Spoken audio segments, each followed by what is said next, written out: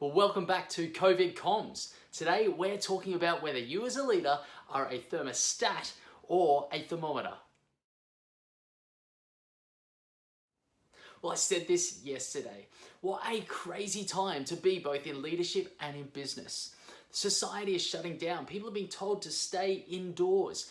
Forced closures of business. What is going on? You can't even buy toilet paper anymore. The reality is that people fear what they do not know, and there are so many unknowns in this current environment. How many people are going to be infected? Will I get infected? How will the healthcare system cope? What's the government's response going to be? How's the economy going to suffer? Will I have a job tomorrow? You know, with so many unknowns going around, people are fearful, they're stressed, and they're anxious.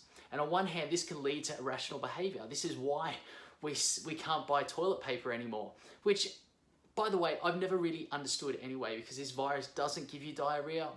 But anyway, on the one hand, this is kind of all stems from people not being able to think clearly, to focus and process things logically and rationally. And as a result, they can't work and perform under stress, nor can they adjust to their new environment as well as what they should have. This is why we as leaders need to be a calming presence. We need to be thermostats and not thermometers. A thermometer tells you the temperature. It reflects the atmosphere within a room.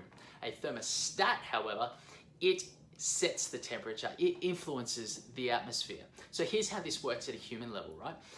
Humans understand emotions in other people by experiencing those same emotions themselves. When I see someone is smiling and laughing, I understand that they are happy because the mirror neurons in my brain are going to mirror the brain activity that I would have if I was smiling and laughing myself. Therefore, I understand they are happy by being happy myself. This same process happens for fear and stress and anxiety. If I'm fearful, I walk into a room and everybody else is fearful, then I'm going to become more fearful. This is how we influence people at an emotional level. Now, the magnitude of that influence for us as leaders is far greater because of our role, our responsibility, our position, and the trust that people place in us.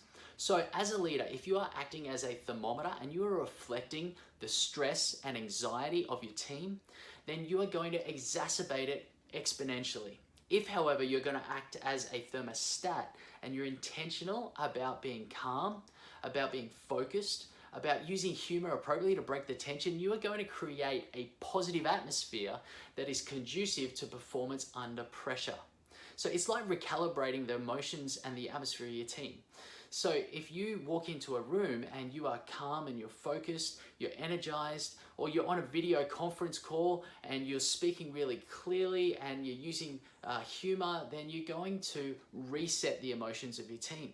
And once you have reset the emotions and the atmosphere is back to normal, then you as a team and you as a leader can get back to doing whatever it is you need to do in order to survive and move towards thriving throughout this time.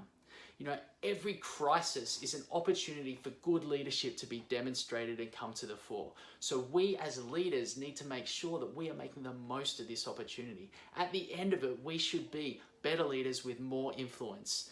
And hopefully we will have built stronger, more resilient teams and businesses. So make the most of it. Setting the atmosphere in your team is what you can do right now to lay the foundation to make that a reality. Hey, if you've enjoyed the content of this short video, then tell me, what's the one thing that stood out to you the most? Pop it in the comments below, and I'd love it if you would share this so we can get the message out. Stay tuned for more COVID comms, and throughout it all, remember, lead well.